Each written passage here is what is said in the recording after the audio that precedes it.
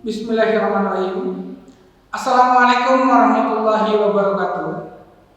Selamat pagi, selamat siang, selamat malam. Saya Yuda Praja, salah satu dosen dari Universitas Abdurrahman Saleh di Situbondo. Pada kesempatan hari ini saya akan memaparkan judul penelitian saya, di mana pada judul yang saya buat ialah studi tentang loyalitas konsumen kopi kapal api di Kabupaten Bondowoso. Objek yang saya teliti terkait pada kopi kapal api, di mana kopi kapal api diproduksi oleh PT Santos Jaya Abadi Sidoarjo. Sedangkan fokus yang saya lakukan, fokus penelitian yang saya lakukan ialah di kalangan masyarakat Kabupaten Bondowoso.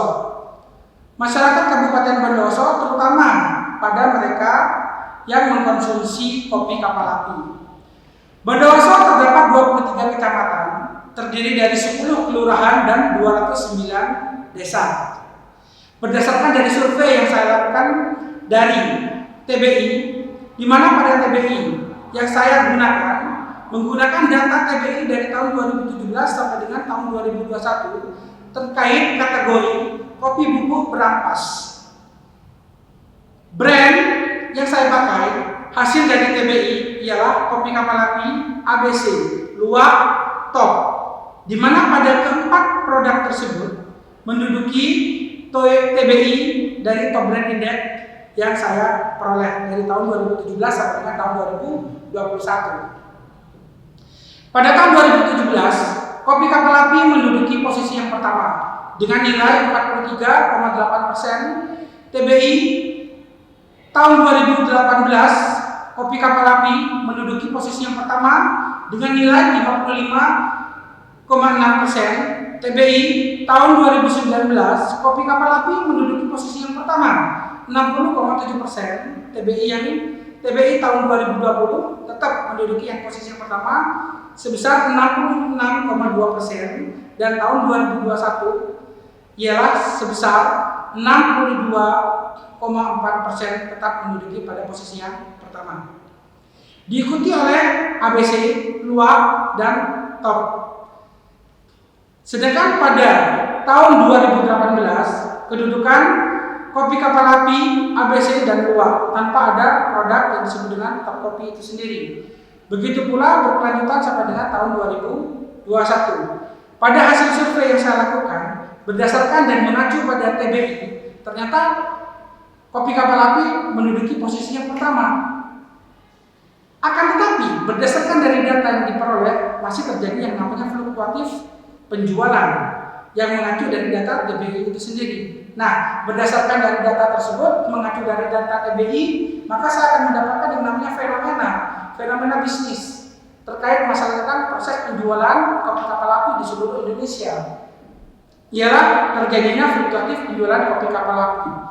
Berhubung saya melakukan penelitian di Kabupaten Bondowoso, maka saya ingin mencoba dalam jumlah skala yang lebih kecil lagi. Apakah di Kabupaten Bondowoso itu sendiri masyarakatnya banyak yang menggunakan kopi kapal api dan mengenal kopi kapal api tentang brand yang sudah begitu familiar. Adapun variabel-variabel yang saya pakai dalam penelitian ini ialah X1 experiential marketing, X2 brand image, Z sebagai variabel intervening adalah kepuasan konsumen, dan variabel yang dipengaruhi atau variabel dependen ialah variabel loyalitas. Di mana dalam penelitian yang saya lakukan, saya menggunakan populasi seluruh masyarakat yang ada di Kabupaten Bondowoso. Tapi populasi yang saya dapat adalah infinite. Kenapa saya menggunakan kata infinite? Karena saya tidak tahu siapa yang menggunakan, siapa yang memakai, siapa yang sudah paham dan sudah kenal dengan produk kapal api. Maka saya tidak tahu. Maka saya menggunakan jumlah populasinya adalah infinite. Nah, sedangkan pada sampel saya mengacu pada teorinya Roscoe yang dikutip oleh Umar sekarang. Di mana pada Roscoe yang dikutip oleh Umar sekarang pada tahun 2006 menyatakan bahwa ukuran sampel lebih dari 30 dan kurang dari 500. Nah, maka dari sanalah saya akan menentukan jumlah sampel berdasarkan dari keterbatasan waktu, baik itu dari keterbatasan tenaga dan biaya. Maka saya mengambil sebanyak 354 yang tersebar dari 10 kelurahan dan 209 desa yang tersebar di 23 kecamatan di Kabupaten Bondowoso. Teknik yang saya pakai adalah Jackson sampling. Adapun pertimbangan yang saya lakukan adalah dia yang sudah memiliki pengalaman, pernah mengkonsumsi dan sudah tahu tentang produk, masalah tentang brand ini terkait masalah kopi kapal api.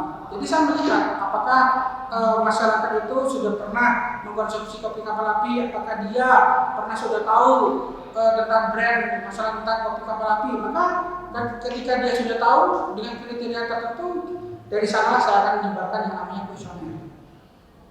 Baik, berdasarkan dari hasil yang sudah saya lakukan, saya penyebaran kuesioner kepada 354 responden yang tersebar di 23 kecamatan. Saya melakukan penelitian menggunakan teknik analisis yang disebut dengan SEM, Structural Quotient Modeling, di mana pada SEM itu sendiri alat yang saya pakai adalah Word PLS. Hasil penelitian yang pertama saya menggunakan yang disebut dengan order model. Saya menggunakan order model, di mana di dalam order model saya akan melihat yang disebut dengan uji validitas. Di mana pada uji validitas saya ingin melihat ketepatan pada alat ukur yang saya pakai dengan melihat cross loading factor harus lebih besar daripada nilai kritis sebesar 0,7. Alhasil milik saya semuanya cross loading factornya lebih besar daripada 0,7. Maka saya melanjutkan pada uji validitas. Selanjutnya pada uji reliabilitas, di mana pada uji reliabilitas yang saya pakai, saya melihat pada nilai Cronbach alpha harus lebih besar daripada nilai kritis atau cut off-nya sebesar 0,6. Ternyata hasilnya adalah lebih besar daripada cut off yang sudah saya tentukan.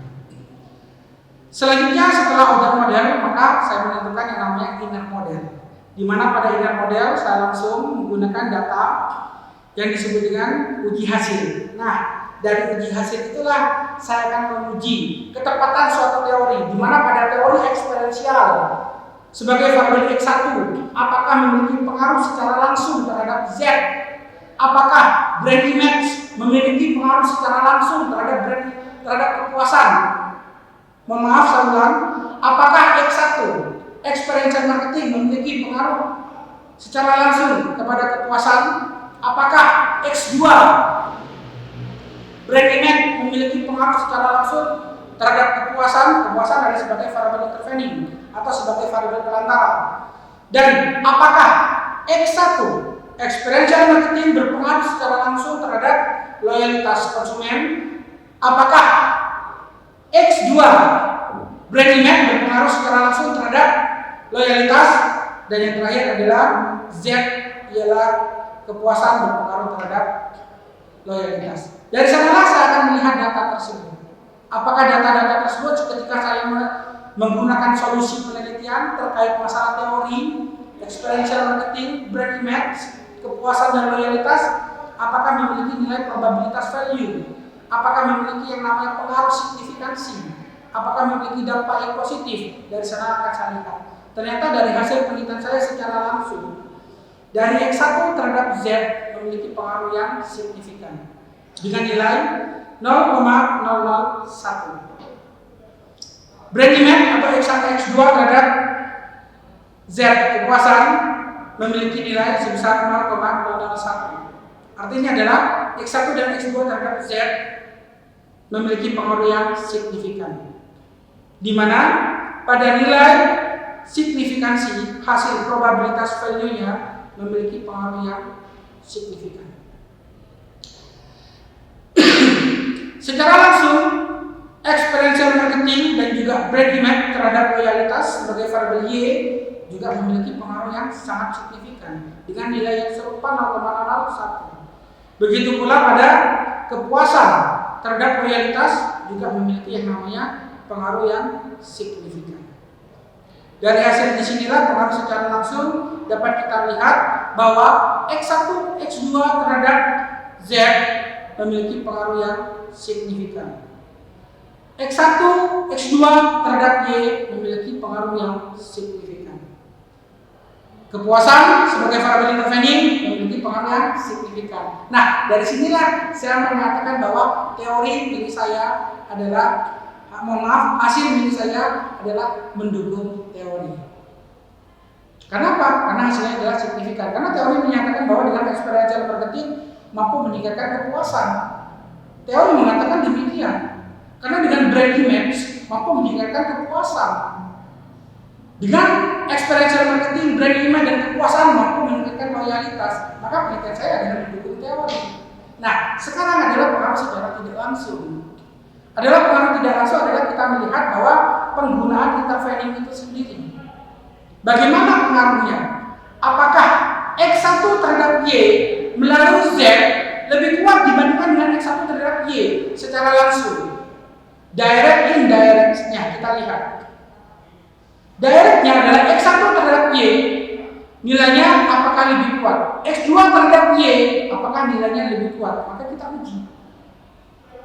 Ternyata berdasarkan dari hasil penelitian menunjukkan bahwa X1 terhadap Y nilainya jauh lebih kuat dibandingkan dengan X1 terhadap Y melalui Z. Begitu pula pada yang X2. X2 terhadap Y nilainya lebih tinggi dibandingkan dengan X1 terhadap Y melalui Z. Yang artinya adalah penggunaan intervening di dalam penelitian ini jauh lebih rendah dibandingkan pengaruh secara langsung. Itulah dari hasil penelitian yang sudah saya lakukan. Maka penelitian ini saya akan rekomendasikan untuk penelitian selanjutnya bagaimana penelitian ini bisa dikembangkan. Mungkin kelak penelitian ini ada penelitian sejenis bisa dijadikan sebagai bahan referensi. Silakan, mungkin ada yang namanya kritik dan saran, silakan, tidak masalah. Karena saya juga ingin butuh yang namanya masukan. Karena mau tidak mau saya sebagai peneliti, jadi dulu yang saya lakukan adalah hanya sebatas saya teliti dan hanya saya evaluasi kembali. Karena hasil evaluasi yang saya lakukan di desa, di seluruh desa dan seluruh kelurahan di Bondowoso, hasilnya adalah sangat memuaskan untuk saya. Tapi belum tentu untuk di tempat yang berbeda. Hasil yang signifikan di tempat saya belum tentu signifikan di tempat Anda. Silakan Anda coba dan silakan bisa dijadikan sebagai bahan rujukan Anda untuk penelitian Anda selanjutnya. Mungkin inilah yang sudah saya lakukan dalam penelitian saya. Kurang lebihnya saya mohon maaf dari hasil penelitian saya. Jika ada tutur kata yang kurang berkenan, sekali lagi saya mohon maaf. Saya hanya manusia biasa yang luput dari salah dan dosa. Semoga hasil penelitian saya ini adalah satu bentuk karya saya, tridharma saya, dan untuk penelitian saya, untuk mahasiswa saya, untuk generasi penerus bangsa, bagaimana pola berpikir mahasiswa tidak hanya sebatas dia berpikir dan hanya sekedar membaca, tapi bagaimana cara dia mengkaji satu teori dan bagaimana cara dia mengaplikasikan suatu pola berpikir. Terima kasih banyak dan mohon maaf sekali lagi apabila ada tutur kata yang kurang berkenan. Akhir kata, wabillahi taufiq wal hidayah. Wassalamualaikum warahmatullahi wabarakatuh.